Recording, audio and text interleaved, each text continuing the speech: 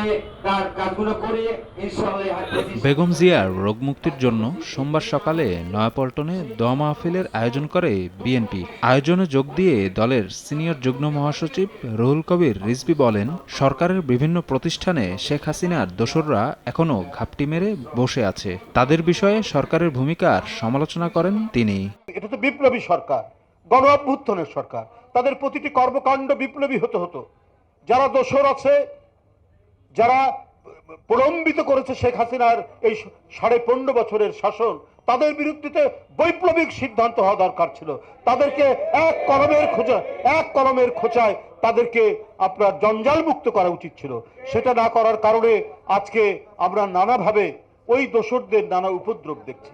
আলাদা অনুষ্ঠানে এলডিপির চেয়ারম্যান অবসরপ্রাপ্ত কর্নেল অলি আহমেদ বলেন, রাষ্ট্রের পৃষ্ঠপোষকতায় নতুন রাজনৈতিক দল গঠনের চেষ্টা চলছে, যা হতাশাজনক। বিএনপি জামায়াতের রেষারেষি দুঃখজনক বলেও মন্তব্য করেন অলি। প্রধান উপদেষ্টার কাছে অনুরোধ থাকবে, প্রত্যেকটা উপদেষ্টা কে কি কাজ করছে, আপনার দায়িত্ব হলো সেটা মনিটর করা। আমি এটা মনিটরিং এর কোনো কিছু দেখছি না। এটা যদি এভাবে কন্টিনিউ হয়, আপনারাও হাসিনার মতো জনরোষে পড়তে পারেন। এদিকে দুপুরে রাজধানীর মগবাজারে জামায়াতে ইসলামের কেন্দ্রীয় কার্যালয়ে দলটির আমির ডাক্তার শফিকুর রহমানের সঙ্গে সৌজন্য সাক্ষাৎ করেন ব্রাজিলের রাষ্ট্রদূত। পরে বিএনপির সঙ্গে সম্পর্ক প্রসঙ্গে সাংবাদিকদের প্রশ্নের জবাবে দলটির নায়েবে আমির বলেন, বিএনপির সঙ্গে জামায়াতের কোনো বিরোধ নেই। বিএনপির সাথে আমাদের তেমন কোনো বিরোধ নেই, মত পার্থক্য নেই। ছোট ছোট ইস্যুগুলোতে কেউ কেউ ফেরি ফেরি বা সাইডে কথা বলছেন, সেটা এত ধর্তব্য বিষয় নয়।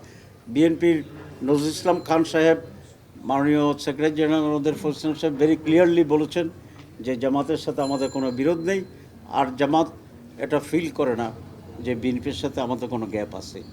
We are working together, will work together on the basic points for the interest of the nation. এদিকে ব্যবসা বাণিজ্য সম্প্রসারণে ব্রাজিল আগামীতে বাংলাদেশের সঙ্গে কাজ করবে বলেও জানান রাষ্ট্রদূত পাওলো ফার্নান্দো ডায়াস ফেরেস। শফিক মুন্সি, সময় সংবাদ, ঢাকা।